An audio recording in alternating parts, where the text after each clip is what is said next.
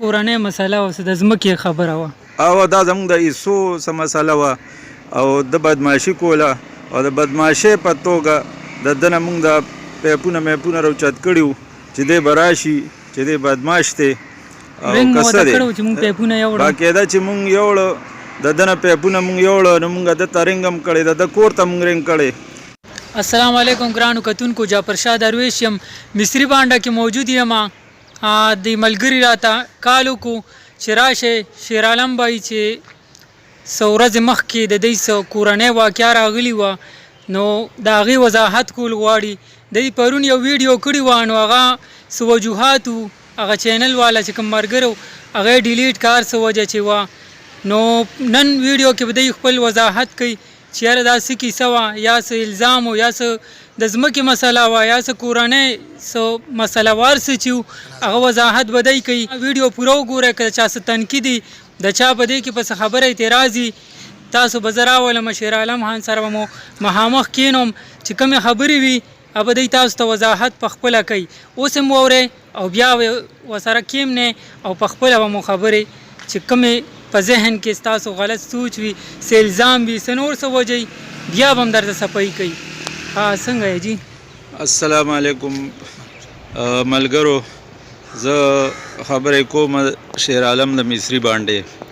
زه دا وایم چې 2-3 ورځې مخکې زما خلاف څه کیس جوړ شو، تاسو ټولو زه زما تصویر په کم شکل کې وکتو او هغې کې کومه دفعه یو جوړه شوي وه بله جوړه شوي وه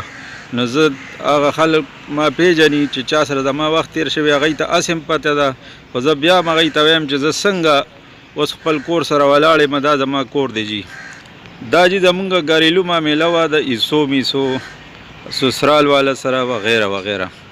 دا مونږ نه داسې د ایسو خواهشمند داسې څه خبره نشته، خو دا زمونږ یو اوښې چې هغه ځان ته یو بدماش غوندې وایي نو هغه سره زموږ د ایسو څه دغه و جي زموږ د دې کور والا او د ماشومانو نو هغه ده ته چونکې مونږ غږ نه کولو خو ده داسې خبرې کړې وې چې یاره که د ایسې نوم چا واخیستو نو زه به کیمه کمه جي. نو مونږ ده نه څه سامان راوړو زما وړو او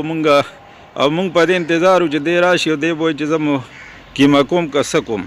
نو دی لاړو نو د چا په سازش باندې داسې یو کس دوه داسې و چې د هغوی په سازش او خپل هم مطلب دا دی مخکې شو او څو کسان ورسره مخکې شو چې هغه څوک څه صفت والا دي، غلط صفت والا خلک دي جي، او دا څوک د خپل کردار نه څه دي او څوک څه دي نو هغه کسانو په ذریعه باندې تاڼې ته ورسېدو، هغوی پکې اثر رسوخ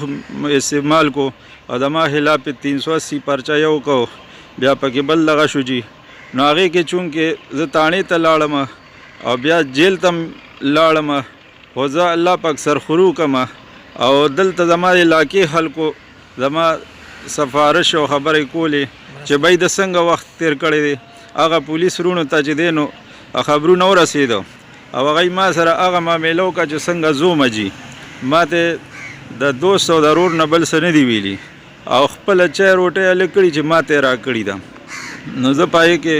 الله پاک سرخرو کړم او زه د پیژنګالو خلکو ټولو ته دا وایم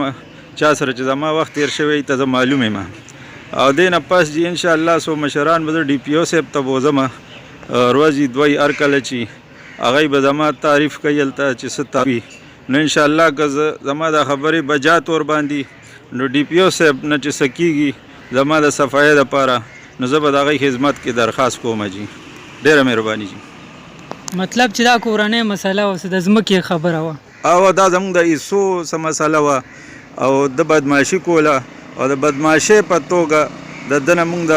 پیپونه راوچت کړي وو چې دی به راشي چې دی بدماش دی او که څه دی باقاعده چې موږ یوړه د ده نه پیپونه موږ یوړه نو موږ ده ته رنګ هم کړی د ده کور ته موږ رنګ کړی چې یاره ستا تعلم ماته ده، ستا خورایانو ماته کړي ده او تا نه دومره سامان هم لړو او دا موږ د ایسې په مات کې وړی دی جي. نو داسې کار دی که ستاسو د هغوی دې نه علاوه مالت کې ډېر خلک داسې شته زه نومونه هم هغه شم چې هغوی ته مونږ ویلي دي چې یاره ده نه مونږ سامان یوړو د دغې په دغه کې نو د هغې مونږ سره کسان ثبوت کې شته جي او مونږ داسې وخت تیر کړی جي 50 کاله عمر چې خلک را باندې ګواه دي انشاءالله او زمونږ پلار په نیکه انشاءالله د خلکو د خیر ښېګړې کارونه مو کړي دي او دا یو دغه بس د الله طرف نه انسان باندې راشي او پولیس والرونو ته زه معلوم شوم جي هغوی چاپېرچل کې چې هغوی ته هر څه معلومات وشو نو هغوی الټه چې دی نو مطلب دا ما سره د ورورولۍ معامله وکړه او زه د هغوی هم ډېر شکریه ادا کوم او زه دا وایم چې دا کوړي تاڼه کې انشاءالله د مصري بانډې تاڼه کې ټول کارونه په میرټ کېږي جي بالکل جي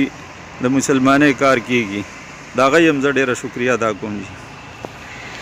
خام مینوالو تاسو کتو د شیر عالم خان دغه وضاحتي بیانو تاسو واورېدو بیا هم که څوک څه تنقید کول غواړي څه ویل غواړي راشئ زه به مو پخپله دی سره کینوم د کیمرې په مخامخ به ټولې خبرې کیږي نو دې سره موږ ته راکړئ اجازت ښه د وباد بریالي اوسئ د لوی الله په امان